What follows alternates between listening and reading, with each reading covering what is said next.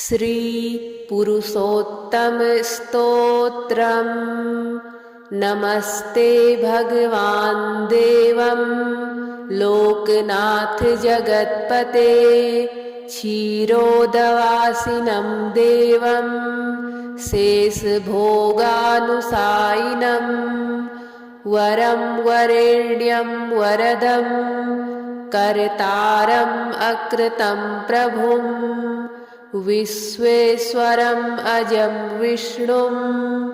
सर्वज्ञम् अपराजितं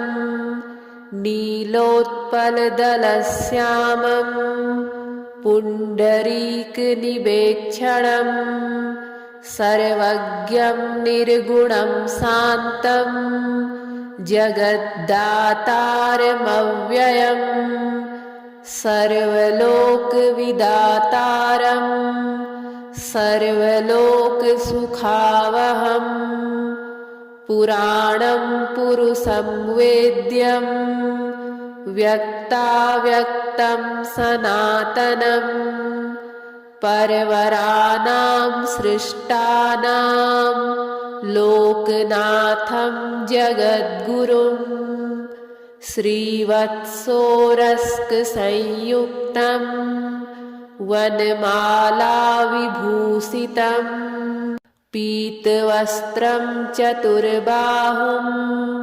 शङ्खचक्रगदाधरं हारकीयूरसंयुक्तं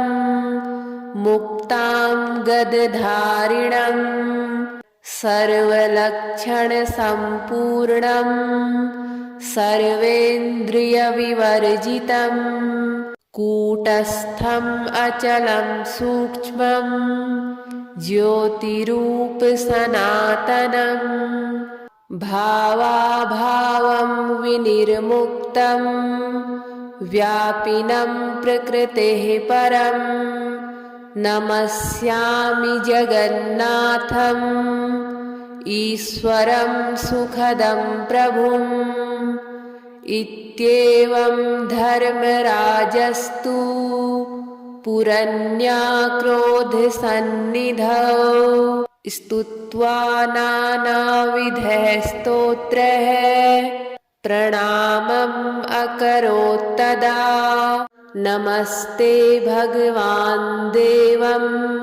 लोकनाथ जगत्पते क्षीरोदवासिनं देवं शेषभोगानुसायिनं वरं वरेण्यं वरदं कर्तारम् अकृतं प्रभुं विश्वेश्वरम् अजं विष्णुं सर्वज्ञम् अपराजितं नीलोत्पलदलश्यामं पुण्डरीकनिवेक्षणं सर्वज्ञं निर्गुणं शान्तं जगद्दातारमव्ययम् सर्वलोकविदातारं सर्वलोकसुखावहं पुराणं पुरुषं वेद्यं व्यक्ताव्यक्तं सनातनं परवराणां सृष्टानां लोकनाथं जगद्गुरुं श्रीवत्सोरस्कसंयुक्तं वनमालाविभूषितं पीतवस्त्रं चतुर्बाहुं शङ्खचक्रगदाधरं हारकीयूरसंयुक्तं मुक्तां गदधारिणं सर्वलक्षणसम्पूर्णं सर्वेन्द्रियविवर्जितं कूटस्थम् अचलं सूक्ष्मं ज्योतिरूपसनातनं भावाभावं विनिर्मुक्तं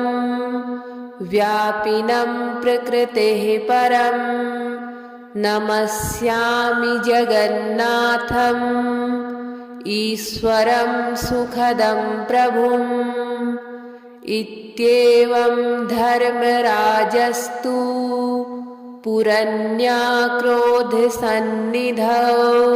स्तुत्वा नानाविधः स्तोत्रैः प्रणामम् अकरोत्तदा नमस्ते भगवान् देवं लोकनाथ जगत्पते क्षीरोदवासिनं देवं शेषभोगानुसायिनं वरं वरेण्यं वरदं कर्तारम् अकृतं प्रभुं विश्वेश्वरम् अजं विष्णुं सर्वज्ञम् अपराजितं नीलोत्पलदलश्यामं पुण्डरीकनिवेक्षणं सर्वज्ञं निर्गुणं शान्तं जगद्दातारमव्ययम् सर्वलोकविदातारं सर्वलोकसुखावहम् पुराणं पुरुषं वेद्यं व्यक्ताव्यक्तं सनातनं परवराणां सृष्टानां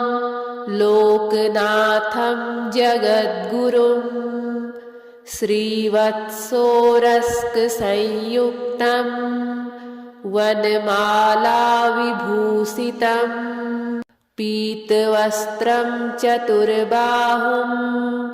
शङ्खचक्रगदाधरं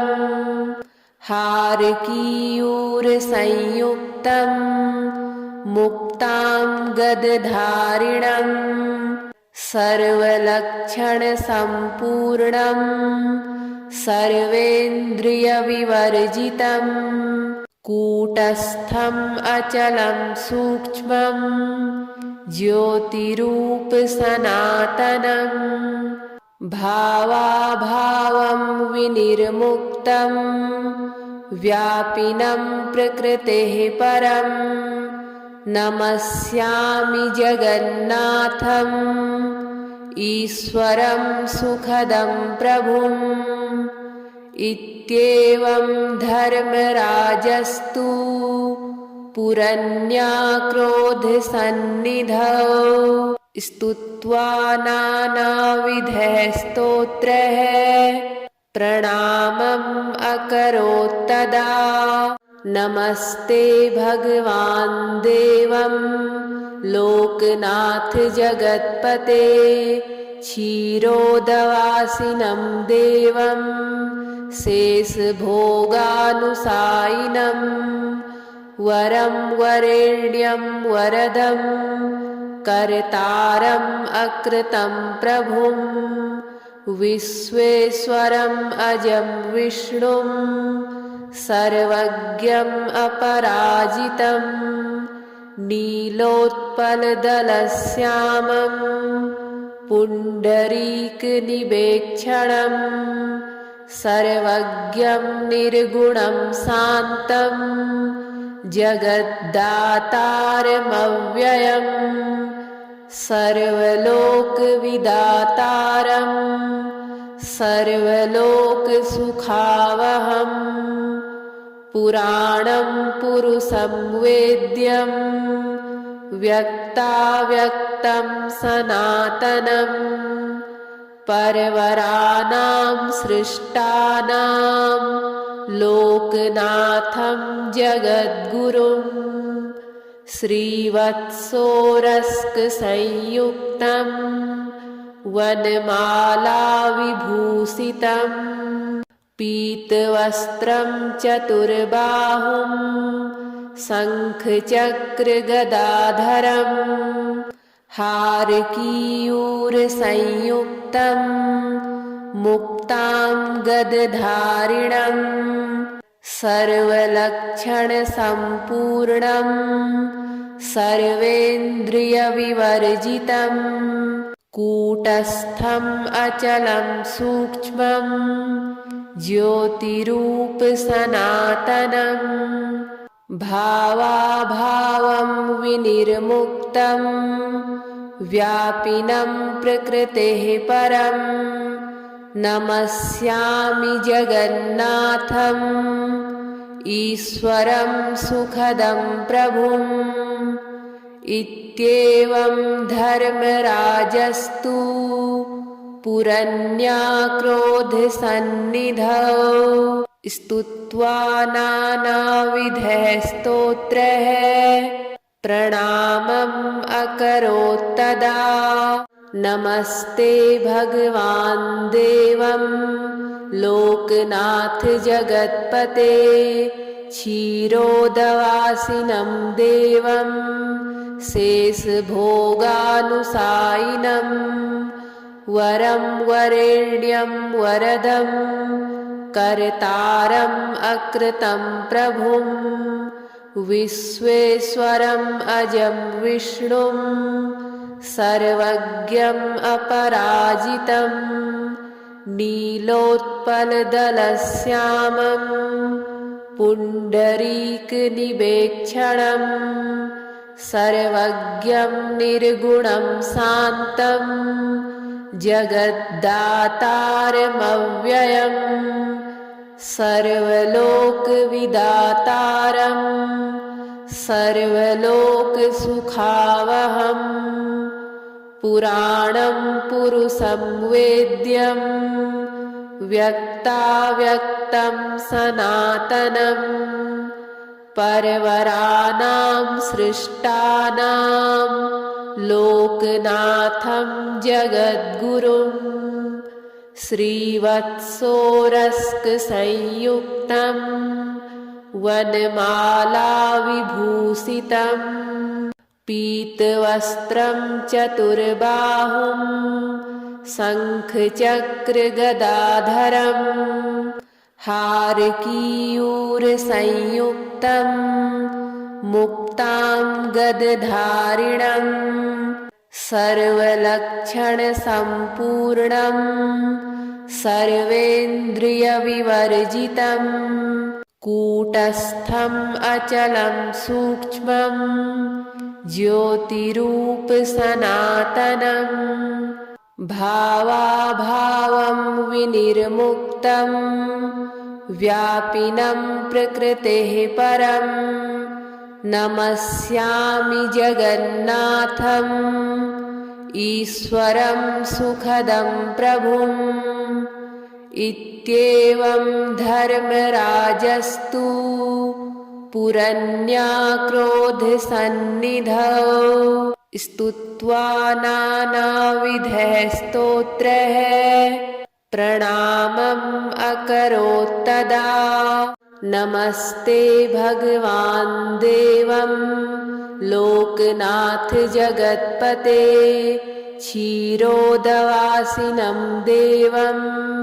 शेषभोगानुसायिनं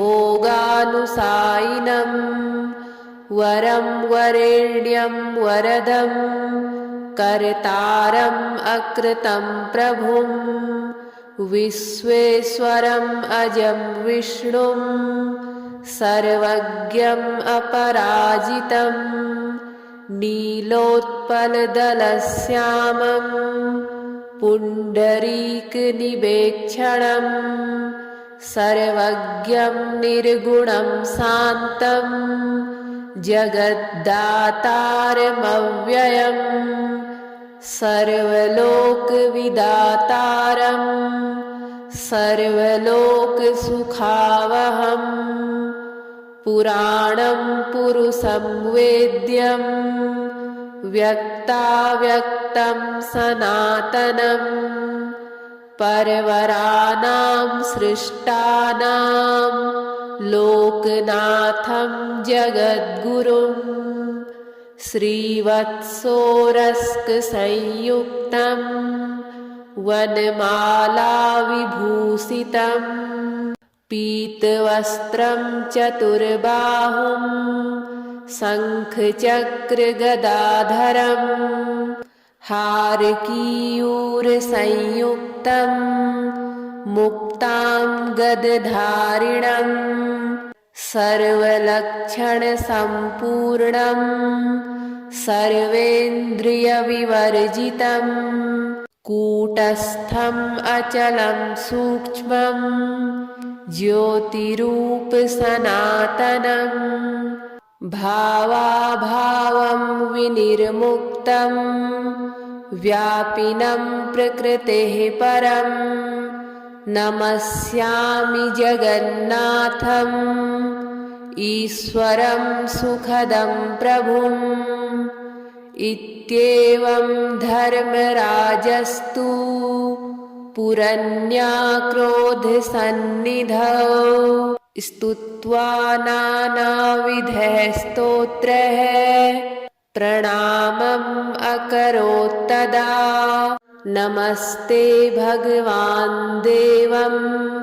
लोकनाथ जगत्पते क्षीरोदवासिनं देवं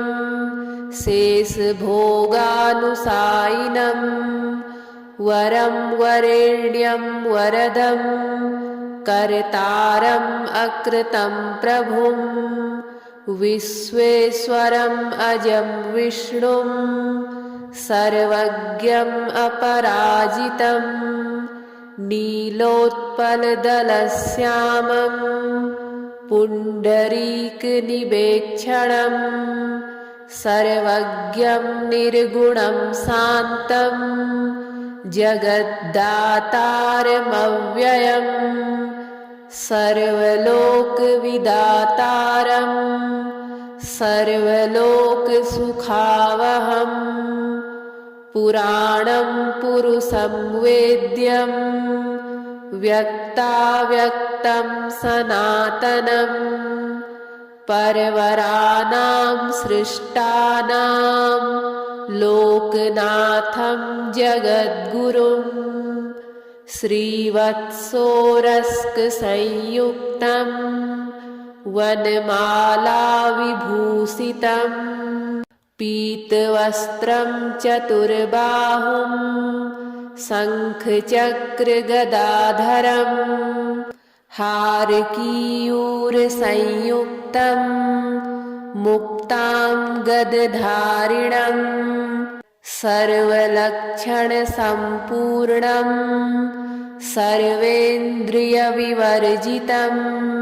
कूटस्थम् अचलं सूक्ष्मं ज्योतिरूपसनातनं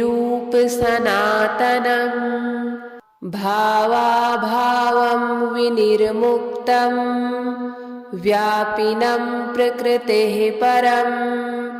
नमस्यामि जगन्नाथम्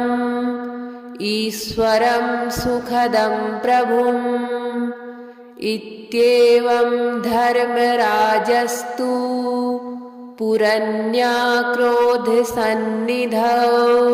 स्तुत्वा नानाविधः स्तोत्रैः प्रणामम् अकरोत्तदा नमस्ते भगवान् देवं लोकनाथ जगत्पते क्षीरोदवासिनं देवं शेषभोगानुसायिनं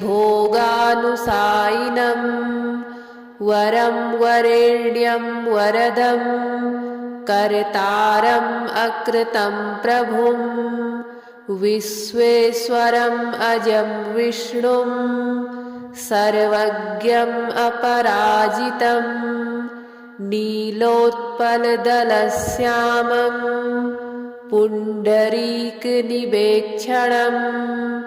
सर्वज्ञं निर्गुणं शान्तं जगद्दातारमव्ययं सर्वलोकविदातारं सर्वलोकसुखावहं पुराणं पुरुषं वेद्यं व्यक्ताव्यक्तं सनातनं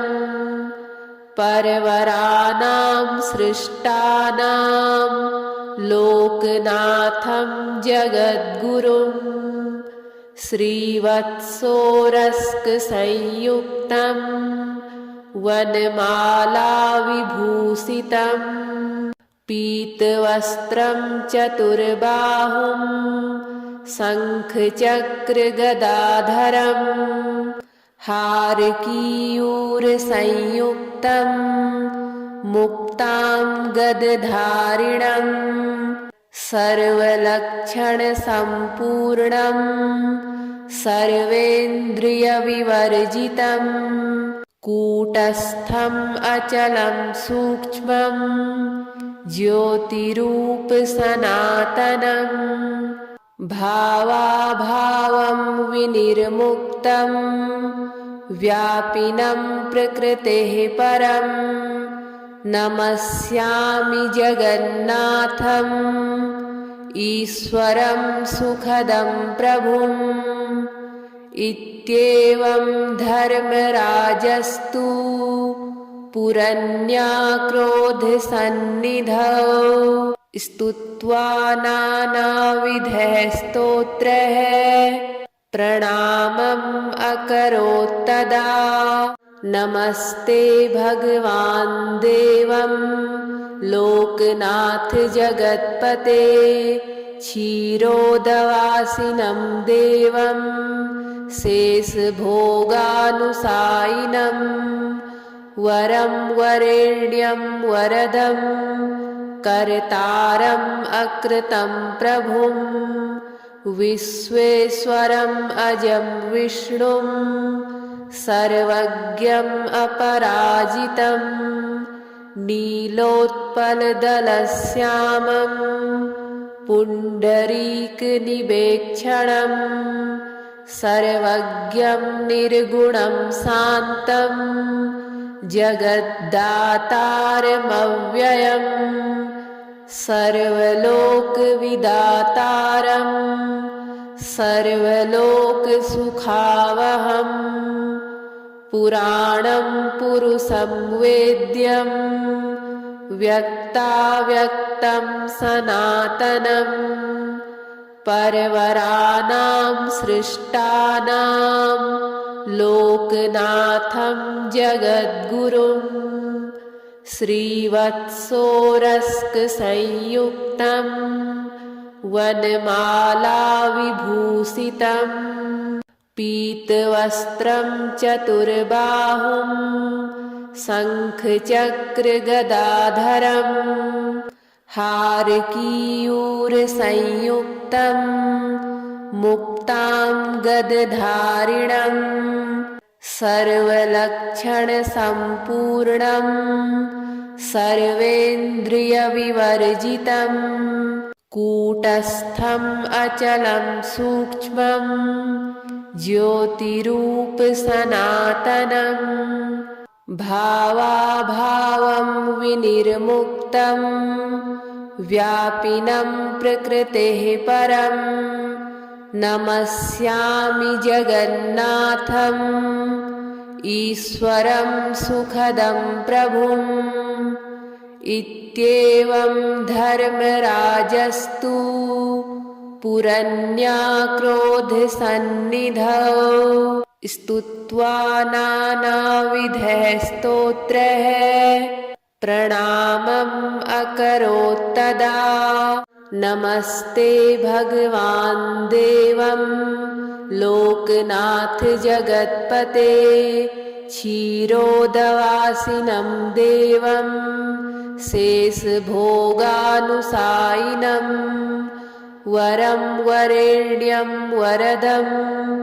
कर्तारम् अकृतं प्रभुं विश्वेश्वरम् अजं विष्णुं सर्वज्ञम् अपराजितं नीलोत्पलदलश्यामं पुण्डरीकनिवेक्षणं सर्वज्ञं निर्गुणं शान्तं जगद्दातारमव्ययम्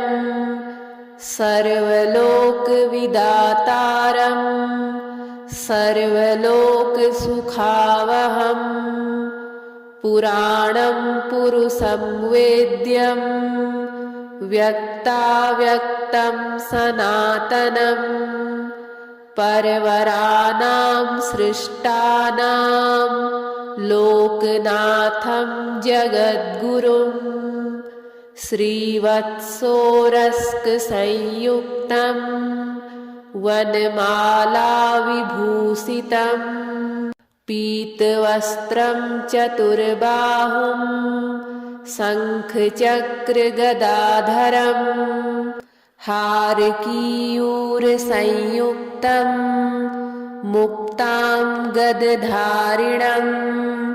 सर्वलक्षणसम्पूर्णं सर्वेन्द्रियविवर्जितं कूटस्थम् अचलं सूक्ष्मं ज्योतिरूपसनातनं भावाभावं विनिर्मुक्तं व्यापिनं प्रकृतेः परं नमस्यामि जगन्नाथम् ईश्वरं सुखदं प्रभुम्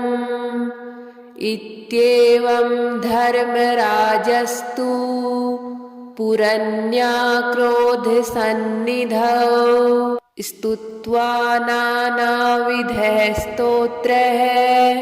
प्रणामम् अकरोत्तदा नमस्ते भगवान् देवं